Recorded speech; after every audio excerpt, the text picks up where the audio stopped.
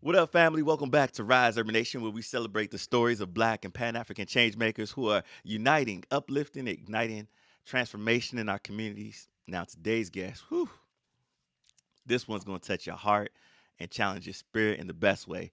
Imagine growing up in a system designed to protect you, but it separates you from the very people who give you strength, your siblings. Now imagine turning that pain into purpose and building a movement that's reforming the foster care system nationwide. That's right. This young lady you about to meet is starting a movement called the UnYes movement. She just did her dissertation on it. She's even writing a book and producing the app. This is the story of today's guest. Constant English, known by her pen name Serenity Sage, the founder of Siblings United Visitations, a national nonprofit fighting for sibling connection, family preservation. I don't know why I can't say that word. Family Preservation. preservation and identity reclamation in the foster care. Say that real fast. That's a tongue twister for me right now. No, that She's you not did just very well. Thank you. I appreciate that. She's not just Yes. talking about it. She's making a change. She's living it. Her work has been featured in cross-sector partnerships that bridge government, community, and faith-based organizations, all driven by a single belief: no child should heal alone. Constance, welcome to Rise Urban Nation. How are you doing this morning? I'm doing very well, Terrell. Thank you for introducing me in such a uplifting and bold way. Know that God is just shining down on us and saying, thank you, woo ha. And hey, if we got tongue twisters are good as long as we know how to correct them. Yeah, yeah, and God is. We've been on a journey, but God has got us here. Amen. We've had to Yes, yes. reschedule, come back and on. Had some tech issues in the intro, even before It, but hey, I'm it here. wasn't our As my time. sister said in the green room, I'm here to hype her up. It hype me Hype up. her up. Hype me up. It wasn't our time. It's our time now. At that time, I didn't have what God wanted me to give to you. So we got to do things on Father's time. And you got to take interruptions as blessings because it's Yeah, preparing you for your next elevation of correction. So you never know absolutely. what He's interrupting. You never get mad because it's His plan. And because it's His plan, when you get there, you'll be ready as He designed you to be. Ooh, you ain't said nothing but a word. Now, before All we right. dive into all your incredible work that you're doing today, take us back to where this journey began. What was your experience growing up in foster care systems, and how did it shape your identity? Well, I always tell people before it was this. So it's like my first part would be always growing up in a regular family home that I deemed that was regular, growing up in an environment that I deemed was normal.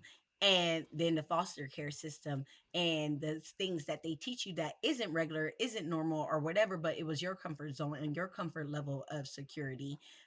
I grew up Mm, in Bakersfield, California, grew up in a 80s 90s crack epidemic, the hood, whatnot. But also, I grew up in a very like big family where we were loved, we were cared for.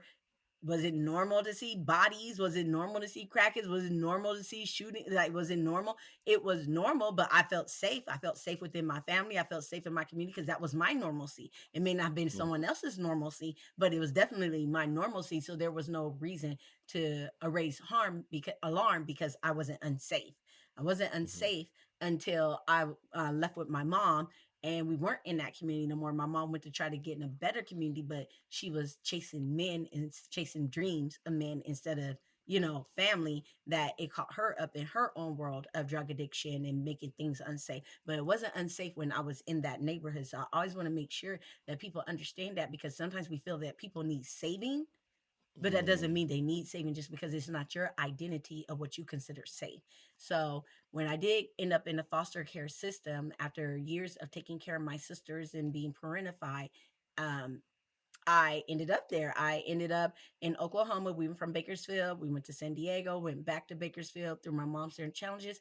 Then we ended up to Oklahoma. And in Oklahoma, that's where my mom gave us up at a homeless shelter, never come back to pick us mm, up.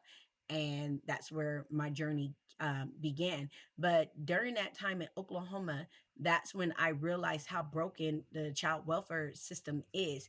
because there's Hmm. plenty of times they could have stepped in a lot of the times. And I feel we do the bare minimum of prevention, like preventative measures, to stop families from getting that far, because my mom already lost my little sister in Bakersfield, which made us flee to Oklahoma because she lost us. Then she went to a homeless shelter. Then she ended up getting us an apartment, and she got to keep us, but she didn't get to keep the little sister. And we were going to visits and stuff. And then when my mom thought that they were going to take us, she fled with us to Oklahoma, leaving the other little sister behind. And no one came in Oklahoma. Like, it was just a whole new start and journey. So I'm just thinking of all the different ways that child welfare could have prevented and helped, and they didn't.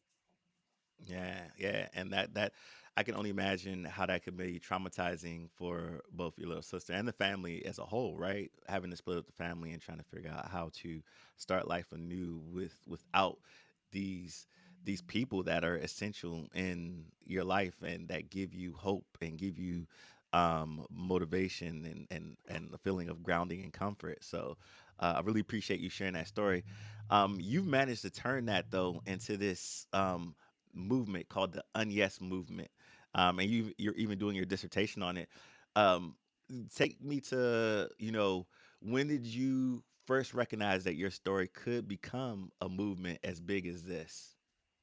Well, I feel like it's all God. And when I say it's God, it's so God. Like, for instance, when I say my story affects me different than it affects other people. Like, I have so much love for my past that it's not even funny. Like, you couldn't tell me anything bad about my hood, about my people, my gang, my grandpa, the gangsters, the crack, even the crackheads on the you can't tell me nothing bad about them without me ready to throw some blows, because I'm for real about it. Like, that's me and my identity. Just because you see this, that doesn't mean Hmm. what's deep inside ain't deep inside. And that's my love. That's like my heart of me. And I feel like knowing that, and knowing that going to what other people deem as normal and being traumatized by what other people Hmm. deem as normal of normalcy, and people just always taking your identity, telling you how it should be and what should be, it kills Mm. you inside. You start to diminish. It's like you become nothing. You were somebody, now you're nobody. Now you're confused of what you're supposed to be, because everyone's pulling at you, telling you what you should be and what you shouldn't love, what things you should hate, that it started making you feel some type of way. And I Yeah. started thinking, like, who are we to take people identities and tell people that this is the identity you take, to only abandon it once you get a certain age? That's what the foster Mhm. care system does. They rip you from whatever you feel that is normal or safety. They rip the blanket away, and then they try to create the real a new blanket by forcing materialistic items on you, thinking that that could Yeah. replace the actual connection. They're forcing all these things down your throat, all these ideations, and then when 18 comes, they didn't teach you no skills to break any cycle that you just came in from, and then they kick you out and they Mm. tell you, "Oh, we can't help you anymore. You're 18. You didn't do the stuff you need to succeed," or whatever it is. And then you got these kids that are now 18 to 24. Now we got more money, more services for you, but they still lack love. They still lack empathy. They still lack identity. Everything's very robotic and very professional. And it's like you Yeah. go from an environment where you have love, comfort, empathy, and all these different things, to an environment that's very cold, that we're not allowed to engage with you like that, but still follow our rules and trust us. And I tell people the biggest thing that they do is they rip away safety, like it's okay. Ripping away, you grow up. Don't talk to strangers. Don't let nobody touch you. Don't let anybody, stranger danger. The moment you get in foster care, the very first day they take you to that home, they rip all your clothes off because they got to see your body to make sure that nobody touched you. Does it make sense? Yeah, but if you've been raised as a kid to protect yourself, you got strangers handling you like it's normal for them to handle you like that. They take you Mm. and go get you McDonald's. They feel bad that they have to come and rip you away from your home. So a Happy Meal is supposed to make it okay. And it makes them feel they still get to go home while they're trying to tell you what's normal. They're still trying to rush home from their 9 to 5 home to their family and children while they're ripping families apart. And there's no connection there. No connection, besides now everyone is like another jail. They're telling you what to do, and you just got to do it. And you just got to trust that these strangers that you don't know have your best interests at heart, while you're losing and your identity is being lost along the way. They're separating you from Yeah. your siblings, promising that they're going to get you back together. And that promise never really is fulfilled. and you're just always not understanding why anything you need is not being fulfilled. And so you're slowly dying, and now you're becoming a systematic kid. And I tell people the Mhm. same system raises us, displaces us, and then we become the way we are. There's so many different services that they can have, but one of the things that they do is identity stripping. I saying a foster kid, that's an identity race in itself. It's like you could be black, white, skinny, fat, poor, you could be rich, you could be beautiful, you could be ugly, you could be a lot of things. But the moment someone says you're a foster kid, it rips away that identity of whatever you could be. And that's all people see. And it comes with its own implication, as an immigrant implication does. And it's like Mhm. they have these events for us that are identity stripping. Foster care event. It's like we need 4,000 backpacks. It's like, where does all these backpacks go? I got foster kids and they all got like 3 backpacks each. And it's like, why do we need these surplus of things that are repetitive when there's so many other different initiatives that we can have for ourselves? Why do we have to keep being reminded that we are foster kids? Why couldn't we be identified as children that are displaced, children that are part of the system out of displaced? Like, there's so many different Mhm. acronyms that we can use, because my name is Constance that I chose. My pen name is Serenity, but I chose. Those are my names and those are my identity. Give me my identity back, because now I'm just lumped into a circle of everybody else Mhm. and people are just not getting it. So that's why I felt the UnYes movement needed to be created. It had to be created from a deep place of being displaced. And it Yeah. had to be a thing where we had to educate each other. We can't be pointing fingers anymore. This is not the time to be more pointing fingers. Our foster care community is dying. They not only they're dying, they're not thriving. We're steady creating these services that are regurgitated that are really not working. And the Mhm. reason why I know is when I got out of foster care, I'm like, I need to know why social workers are so jacked up. I need to go become a social worker. I got to. Like, Mhm. I am a person that I am a learner 1000%. I tell people, do not point a finger, do not do anything unless you know the facts. So I'm a Yeah. very factual person, and I go and I get my own facts. I ain't gonna be gossiping. I'm not gonna do any of that. I'm gonna go and do the research that I need to do so I can be able to understand, so I can be able to advocate or be able to change. And that's what I feel that I'm working on. So first thing I did, went go get my while I was doing my AA degree, I went and got a job at a residential treatment center. Within 1 year, every job I had, I was in higher management, and the residential treatment centers, group homes, whatnot. I did advocacies and all these little different things, sit on little different boards in there. Then I went and started doing, elevating to my bachelor's in social work. And I'm like, oh, I'm gonna be a social worker. Then I became a social worker, start seeing how some social workers are great and some are not great, and some are just unskilled and never learned those skills because everyone is going for fire. So no one's really training them. People get into school and they just get thrown in. And it's like you either Yeah. gonna sink or swim. And so you're like, damn, these are the people handling children and handling our lives and handling our kids. Oh my gosh. And some of them are babies themselves. Then you have the one supervisor that just wants power, that's stressing out the social workers. They have so many cases and they don't get paid enough. So then you start feeling a little different for social workers. Not all, because some throw their weight, but you start seeing it at a different light. So it's like, okay, I need different positions. So I worked every position 3 to 6 months only, because I was only there to learn. I was never there to stay. I just need to know, how did CWS work. Then my last job I had was director of operations for social services. That was like the highest of my career, and I thought that I could make change. Then I realized no matter how high I got, I couldn't make change. And this is a legislation issue. So there's no way I can work here and do the change I need, because these Mhm. people are already stuck in their world and I'm not in it. I got to go and figure out different ways to do it. So that's when my story became so important, because I'm like, how do I get my story out? My book's been written since 2012. It's real and Mhm. raw. I have so many people that have been wanting me to get that book out, but something kept telling me not to. I just didn't feel comfortable. But then I knew why, because when I got into God in church, my book was missing those pieces. I wanted all that cussing and that rawness out. Like, that stuff could be said and implicated where it doesn't have to be so vulgar. Because how can I help people in church? How can I help people in schools? And my book is so vulgar and it can't get in. So I need to change those things, right? Mhm. So those are things that I did. I changed my book so it could be able to accommodate the weight that it needed to carry. So my book has been changed, not only to tell my story, but after every story, it has 8 reflective questions. 8 reflective questions after every chapter. And it's going from, it starts with the foster kid that is reading how they relate, all the way down to the judge, the CASA, the social worker, the innocent bystanders that got to see it, which is the teachers, the extended family members that could have played a part but didn't. What did they see? How did they feel about that? And then also the parents. So it's so we can break this down. How did this happen? When you see this, how does this relate to you and your role that you play in this aspect? So those reflective questions made the book powerful, because my book is called UnYes. It's called UnYes. It's already called Abandonment to Success, but it's called the UnYes story of Constance Inc. Like Serenity Sage. It's UnYesing foster care. Everyone's like, what is UnYes? God told me that my book was UnYes. I couldn't remember what UnYes mean. I thought it was UnYes, but it's UnYes with a capital Y.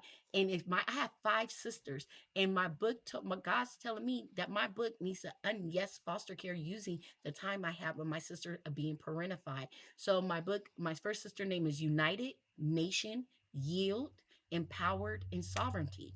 And those are the names in a book, and it's their name, that the role of their name is played in that book, so that you can see how we're going to unyes this journey together. And after reflective questions, it gives resources, and it tells people how to join the unyes movement, what the unyes movement is about, because sibling bonds are very good, and we don't talk about the parentified child enough, and how we can help the parentified child thrive and rise. So Yeah, I love that. When I'm hearing you talk, it makes me think of how, because the foster care system, just like any system, is designed to produce the results it produces. Any system that you see, and what you went in is you've done the homework. You look at the system from all the way from its top level to its roots, and what I feel that you're doing is looking, you're kind of in essence using the groundwater approach. I don't know if you're familiar with the groundwater approach. no. So the groundwater approach is this concept to really talk about how systems work, how structural systems work, and kind of keep uh, um, certain groups of people and racism in the system that doesn't allow them to thrive. So like think about the fish, the lake, and the groundwater, right? If you have a lake in front of your house and one fish is floating belly up dead, it makes sense to analyze the fish. What is wrong with it? Now imagine one of the fish is a young person inside the foster care system. We ask, you know, why didn't this this person do what they needed to do to get out of the system? Why wasn't their mother in a good job and stay away from drugs and all this other stuff, right? Um, and why isn't this person getting the support it needs at home? And but if you come to the same lake and half the fish are floating belly up dead, it's time for you to analyze the lake. Like imagine the lake as the system where half of these young people are in it, right? And it's Hmm. usually the same ones over and over, right? And then now you have to look at if all the same young people in the same demographic experience the same outcomes over and over in this system, and no matter where the lake is, you have to look at the groundwater. And the groundwater, most people don't know this, but 80% of the water that's above ground comes from groundwater, right? Before it Hmm. comes into the lake and so forth. So we got to look at the root problem. Yeah. All this to say is the groundwater metaphor is kind of designed to help practitioners at all levels internalize the reality that we live in a racially structured society, and that is what causes racial inequity. The metaphor is based on 3 observations. Racial inequity looks the same across all the systems. Socioeconomic difference does not explain the racial inequity, and inequities are caused by the system, regardless of the people and the culture and the behavior. And so that's what, when I hear you talk, that's what it kind of um, brings out in my mind. And I feel like the unyes movement is a way to really root out this and get into it. So help me unpack the unyes movement a little bit. Like, what is the Okay. unyes movement and what So does it do? It's so powerful because when I say UnYes movement, we're unyesing foster care. One thing Right. I am going to be known, I don't care what anyone say, God told me, as the first world professional foster kid. I am claiming that title. I'm also already in the process of trying to be, I know there are other different ambassadors and stuff like that, but a foster kid ambassador. I want to sit on every board. I want to sit on anything that has anything to do with changes or anything that has to do with our community. There's no one that like us or like me that's sitting on the board to tell you where whatever services that you have are actually benefiting our community or not benefiting our community, the fallacies that's in it, and how can we correct them. You don't have any, all you have is just a bunch of professionals that are either they're burnt out or they have years of experience that they get to use that years of experience to put the same regurgitated effort into healing us. But you don't have no one like us besides us saying, oh my gosh, they just gave me a bed and they gave me a backpack and they gave me a computer. Thank you. But is your life better? Did you thrive because they gave you that? You know, Mhm. I don't understand. Like I don't want to be on your board to say thank you for giving me this because I don't need a handout. I want to be on your board to help my brothers and sisters because we're dying out here. I want to be out here to teach us how to thrive, and you need to allow me a seat at the table so I can teach you how to thrive. But not only that, I'm going to come with the tools that I have, that I develop, that I know that are working, and I'm piloting. So the first thing I did is when I got my foster kids, I went and got the worst of the worst. Good Lord Jesus. I don't know what I was Mm. thinking. But I went and I got both boys. I only got two now because Akasa went and she got all the siblings, so two of them are gone. But whew, that was allowing me to breathe. But that first, I created Earn My Yes. I created a whole program to earn my yes Mhm. with the kids. I'm like, I'm not giving you consequences. I'm not giving you nothing. But what I would say, I'm gonna teach you how to earn because we don't know what reciprocity is if it slapped us in the face because everybody wants to give us something. Here's a gift card just to take this Mm. class. Here's a gift this just for you to be better. Here, where it becomes numb to us to receive anything because the our relationships are so jaded because you always have somebody in your face promising you something and disappearing.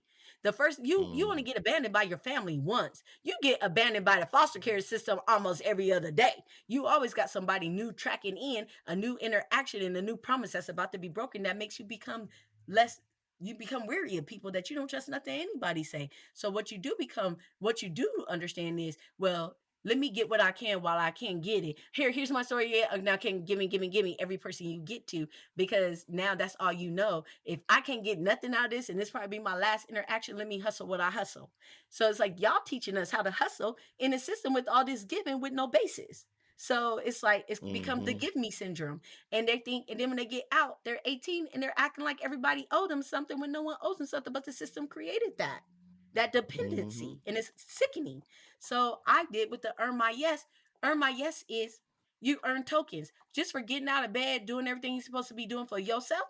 You earn 2, 3, 4, 5 tokens just for you to work on something that is like, let's say you have behavior school. For your teacher to come and say you don't have no behavior school, you earn a gold token. And the gold tokens are good because those are the things that you can pay for Jordans or whatever it is. But the regular tokens are just daily tokens that you having good. If you have communication issues, any issues that I know you have, if you're working on it wholeheartedly in the house, I'm going to give you tokens. Not only that, you get self reflection. I have self reflection books over there. I have regular books and stories that they have over there. I have the Bible. If you go and you take your time to go and do self reflection books or anything like that and write, then you're going to get 10 tokens. If you eat a Mhm. meal that's not preferred, you get 20 tokens. All these little different things start building. You think it's nothing, but if the kid come and say, hey, I want to watch TV, that's 5 tokens. Yay, I want to go outside for 30 minutes. That's 10 tokens. Hey, Yeah. you cannot tell them no about anything if they took the time to earn it. And then I tell people it's called mastering skills. They earn 100 tokens for mastering. And when I say that, I hate when people say teach a kid how to go clean the kitchen, but they never learned how to clean the kitchen. But you're taking this half work that they're doing and making it acceptable, so they think what they're doing is right when that's not how you clean the kitchen. That's not how you clean the Yeah. bathroom. So they could request, hey, can you teach me how? And just making that request alone is 50 tokens. So then you hype up the tokens for them to want to self-develop, to learn, to gain independence. And it's called Earn My Yes. And then now they're earning this stuff. you can never tell them no because they're taking the time to develop them skills and earn those skills. So that was the one thing that was Earn My Yes program. Another thing I did was survival mode. A lot of us are exiting in survival mode, and because we're exiting survival mode is ruining our lives.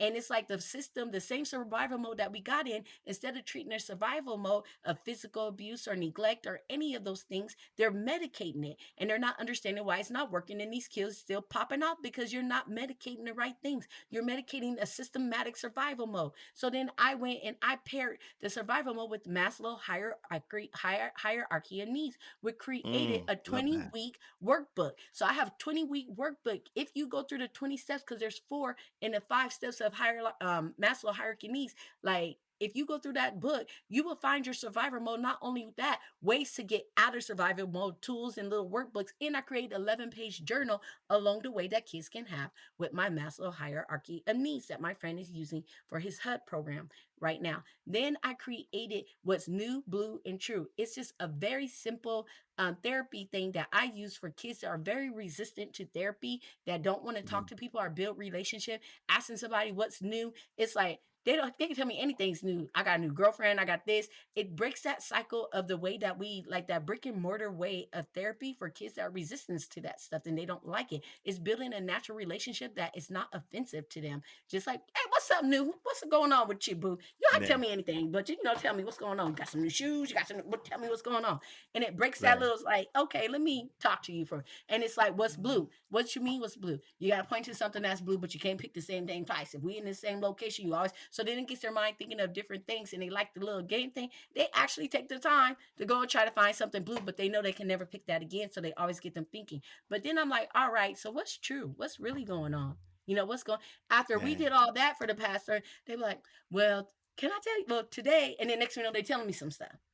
And it's I like, love it's just this. a quick way to just hurry up and just resurface on getting kids that are resistant. They don't always have to go through a full therapy session. You can find different ways to engage them. And then I Yeah. got form of a ship.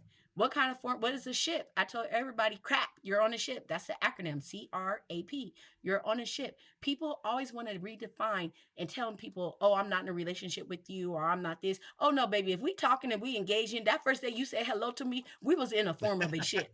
And if we trying to go to Waikiki, we can't even go to Waikiki if you going west, east, south, something.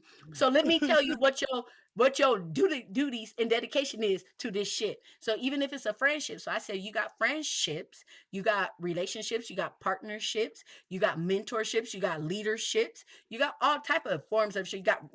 You got merit ships. There's all type of ships that are encompassed in this world, and you are definitely on one from the moment you interact with someone. And what it requires is crap: Yeah. communication, respect, accountability, and participation. Every form of a ship requires crap.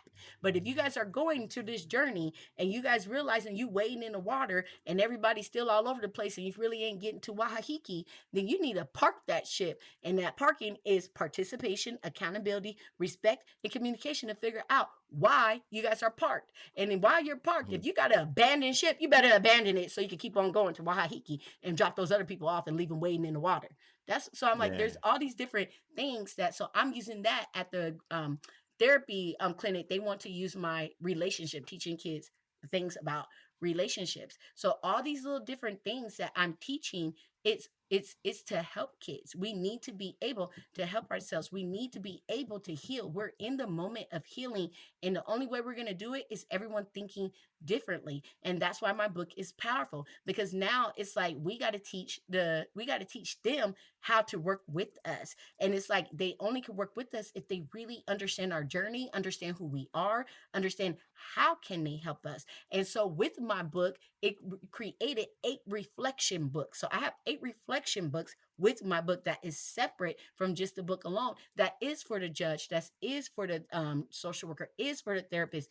These books are powerful because what it does is not only do they walk through my journey and answer my questions, those books now give them self-reflection for the challenges that they have within their role, so they can do a deep dive of themselves in their role of their choosing. Are they overwhelmed? Are they doing to the best of their capabilities? And what's stopping them? Those are some deep dive things that they need to work on, because we can't change this if we don't work together. And then now I have my Siblings United Visitation Center. It is just for kids to have visits. What we do there is we go to different businesses and we ask for 25 tickets a week, 25 tickets a month, or one $500 donation. What it does is allow kids now, instead of being in a county building where they're having visits that are creating location trauma, they can go and have meaningful visits with their siblings in naturalized places like Sky Zone, like a Jump Palace, like Chuck E. Cheese, like all these little different things, arcades, painting, and all these things. And they get to have those type of visits with their siblings with at no cost. And then the $500, I'm like, again, I'm being their big brothers and sisters. I hate it when people made me wait for me to reach my excellence. If you in ballet, jazz, if you in painting, whatever type of club you want to be, guess who's going to pay for it? Your big sister's going to pay for it. But let's talk about transportation. That's the biggest thing. Transportation, we don't have transportation for us. So I'm like, I have a transportation company that I'm trying to raise. I need two cars, three vans, and with that, what we're trying to do is get kids to these visits. We're trying to get them become like a mobile service. We already have something called Hop Skip Drive, but that is just for medical appointments and school. I'm trying to be a full system for these kids so they don't miss visits and they don't miss out on activities. And I told people that I also created a curriculum for foster kids to teach them what is foster care. Who are the players? Who are the key players? How do you get to them? What is a 6 month, 8, 12 month, 18-month review? Who are these different people? Who do you complain to? How do you complain?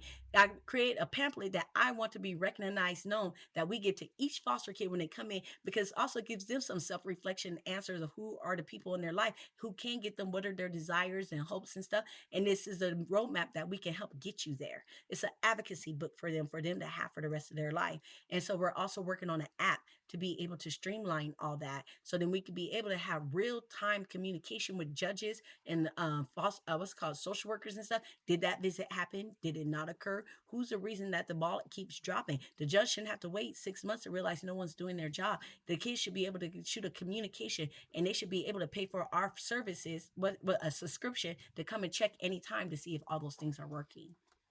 Man. Sorry, that's a lot. Woo! Nah, sis, you cooking this morning. I'm trying to hold all my thoughts together because you mentioned so many great things.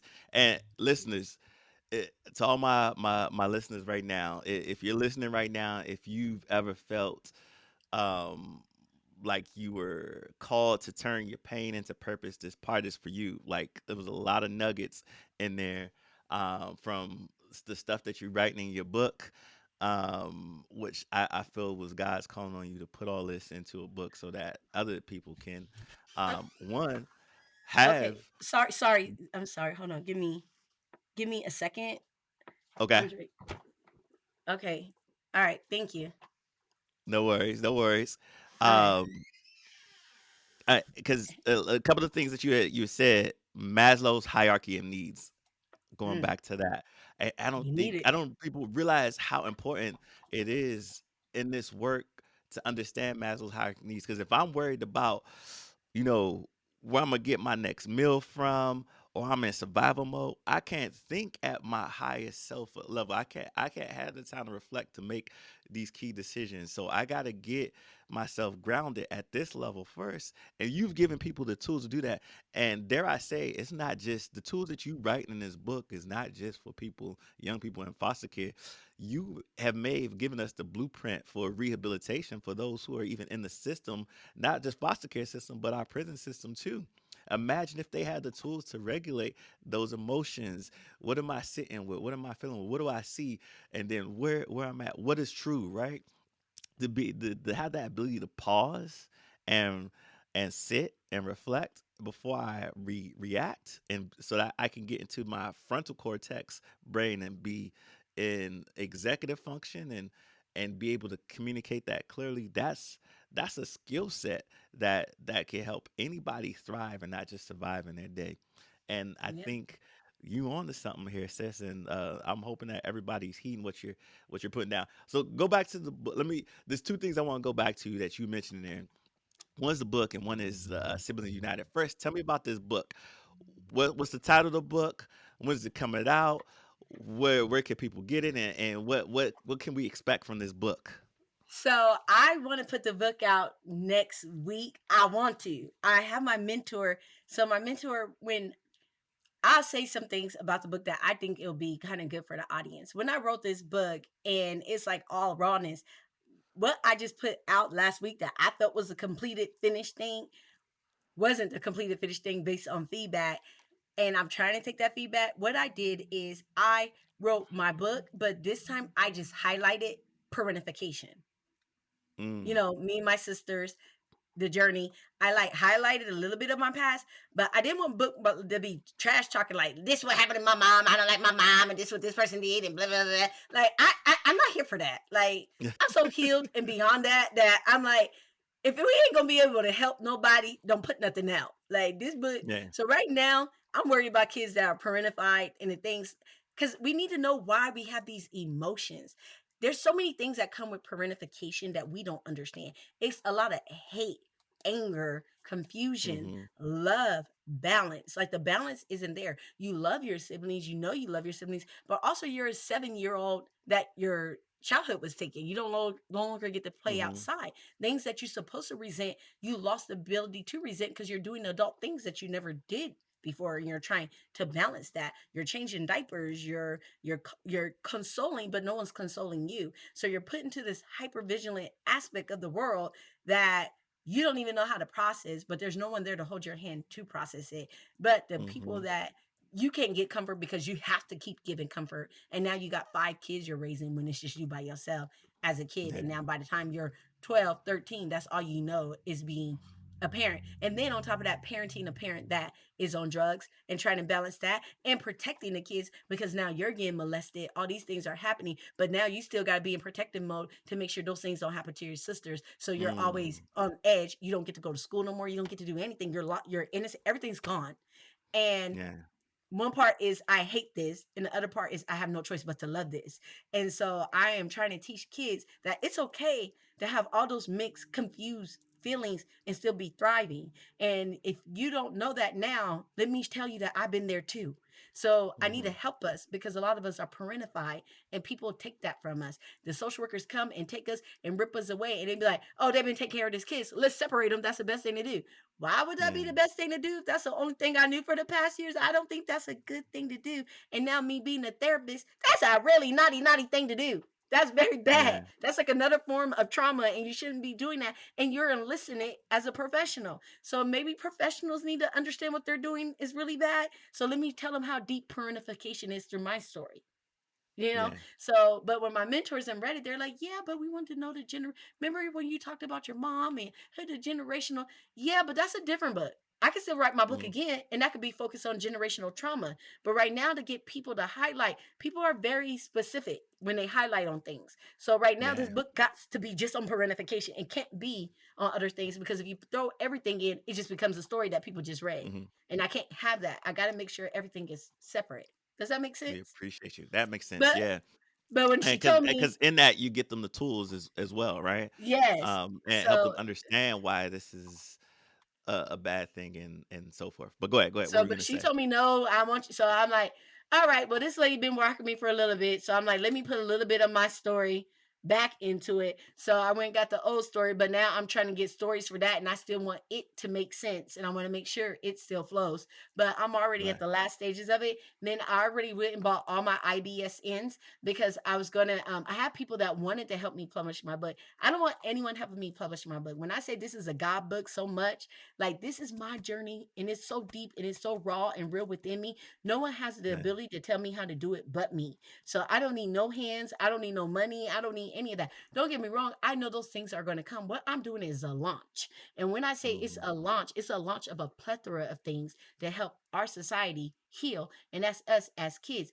Like I said, I am the big sister that's coming in and I'm sitting on boards and I'm telling people we deserve a seat at your table. We should have a UnYes board council that we interview. We stop things by taking in complaints that kids have, making sure that we're holding people accountable because all we have are more professionals holding professionals accountable, but we don't have no counsel for ourselves for the complaints and the grievances and the things that we have to hold people accountable. It needs to be us that's interviewing and having that little special seat at all the things that they do that pertain to us, and they won't allow us a seat at the table even though they're the ones that's providing the services to us, and that's just asinine, and it needs to Yeah. change. So I'm just here for system reform of the way that we handle siblings. There should never be a reason why we separate kids at all. Like, you should be the same way we get group homes and stuff like that. We should have homes that they're putting these kids in and they're paying people to take care of. There should never be a justifiable reason to separate kids from their siblings. And anyone that has the ability to justify, they're the problem. I'm sorry. You should never Mm. have a reason to not be able to look outside the box. And it's like we have too many task doers working for us in a child welfare system. And a task doer is Amazon. It is not child welfare when you're dealing with people's lives. And unfortunately, we Mm. have more task doer than mission seekers. We need more mission seekers that are intentful in caring for our well-being so that we can truly thrive. So as soon as we start breaking that down, the better it will become. You know? Yeah. So Thank you, thank you, thank you. I'm excited for this book. And you know what? Selfishly, I'm kind of glad um, God worked through this lady to get your story in there, because I think your story is a powerful story, and it allows us to go on the journey with you of transformation through you, and pick up those nuggets as well. And so I'm excited to see how that turns out and be a part of this journey with you. Um, but yeah, the now, siblings. Oh, I know you said something. You asked about the siblings' house, but yeah, the siblings is going to be big too, because during the week, what we're going to do. So uh, we in that house we have not the guy that's building it right now. His name is Coach Monty. Monty is donating this house to us. So if anybody wants to get involved and donate money to Monty, it's 3,500 square feet. It's 7 bedrooms, and each room we're going to have 9 beds. There are going to be bunk beds, 3 bed, and we're going to have it in the U shape with a projector. Kids get to visit their siblings for the whole entire weekend now. Not no oh, no no I couple of love hours that. stuff we're doing. I have a friend that's making pajamas that wants to make pajamas for my bedroom themes, because each Okay. room is going to have a different theme. We're going to have a Marvel room. We're going to have a jungle room. We're going to have we're going to have a Disney room. We're going to have all these different rooms in there. So he said that he wanted to make pajamas that will go with those rooms for the kids. And during the week, I created 6 vignettes. And in those vignettes, is going to be able to be seen from those 8 different perspectives that we want during the week to teach the public on. So one day we'll have like a lawyer day, and we'll have a judge day, but then we're going to be having massage envy come. We're going to be having food come, so then we can give back to them, because they still need to be able to be loved and recognized and stuff like that if they come and learn. And I also want a store at my place that if kids are coming, taking the classes on what is foster care and getting involved, I'm going to be giving them their little tokens and stuff like that that they can earn, that they could go shopping in the store. And when I say shopping, I want kids to learn reciprocity. We're going to have letter writing stations, all these little different things. I want to teach kids stop to be manipulating and stop taking advantage of people. And the only way to get out is recognize that the survival mode in them caused that, and the systematic way of doing things caused that. So I want them to understand when they're in survival mode and they might be in manipulation mode and they probably don't even know it. So I have different steps to teach kids, hey, if you really like that person, never take nothing from them again. And they'd be like, Yeah. what? If you really like that person, you never take nothing in. Well, how do you know if you're in survival mode? You'll never know. I said we become master manipulators. We don't even know when we survive in mode, when we talking to people in real life, and I don't even know when I'm manipulating people. It becomes a beast. I said I'm the master. I'm gonna get what I'm like. You ain't gonna give me enough. Trust that. What? So I'm like, you don't know, but what you can do is protect people that you care about. But what about everybody else? Oh, forget about everybody else. We can't fix everybody else. I'm talking about the people Yeah. you care about. So the people you Yeah. The care people about, that you this is how love you and know. that truly love you. Yeah. Yeah, I said, don't ever take nothing from them. Nothing. Nothing. No. I said, never take nothing from them. And always ask them about their day first before you even talk about yours, because you'll just go on another way. So just ask them about their day. Right. And they're like, okay. I'm like, all right. And then after that, I said, find 2 things you could do for them consistently without fail. If this, it's like they always like organizing the cabinet or whatever, or they picking up the dog poop, go and look. Because if you ask that person what they need, they're gonna tell you nothing. So go start following them around, figuring out what you need, and do those 2 things consistently, taking it off them without them even asking. And they're like, okay, Oh. but what if they really want to give me some? Don't fall into that trap. Tell them, I want that, but how can I earn it? So then you're telling them, I want that, but how can I earn it? Because then it puts it back into the reciprocity aspect of things. That's how you know your relationship is healthy with someone. I said, so you're not taking nothing from them, you're giving more than you're giving, and then you're making sure that you're working for stuff with that person. And that's how you know you're not in no type of manipulation relationship with that aspect of that person. I can't help everybody else, but I'm just talking about the circle, and keep your circle small so you don't have to worry about that. So the other people get used, they just get used, they leave. Man, I love that. I love that. Um, Man, so much to talk about. I might have to have you on for a part two. I Yeah. don't do the long Joe Rogan type podcast, but Yeah. before we wrap up, real quick, what really inspired the creation of Siblings United Visitations? Was there a moment when you knew that, this is my purpose right here? But how did that creation of that come to be? Because I don't have a relationship with my siblings because of all the hands that play.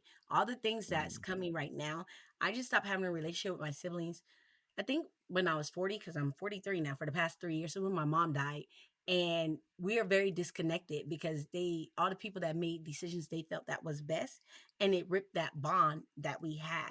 And just imagine that's all you had, and and we couldn't be able to heal together or anything because they separated all of us into all these different places.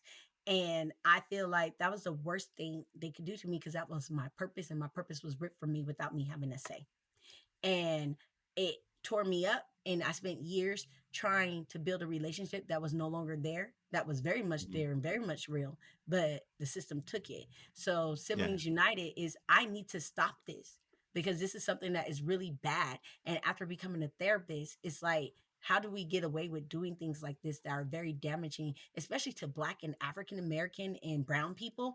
Our culture is ripped. Look at what they do to the immigrants. They rip us away, and puppy shipping is real. They have no call, they have no recourse, they don't have no accountability for ripping us apart. And we are not the decision makers of our parents. We are children that are innocent in this, but we are becoming the product of the decisions that they made based on things that they're punishing adults with. So that's really Mm, bad. And we got to get back to the basic that kids are kids and they are free from all the decisions that they made. And you walk out of the system and now you have nobody when you should have somebody. At least you should have your siblings. Forget the parents, the siblings. So I need to make sure we are clear that is their family that we're ripping away, and we need to keep them together because they deserve to be loved by blood family, not foster families that we are created along the journey. nah. Serenity Stage. Uh, I mean, your story is a testament to faith, resilience, and the power of family. You've turned trauma into transformation, and you're teaching others to do the same.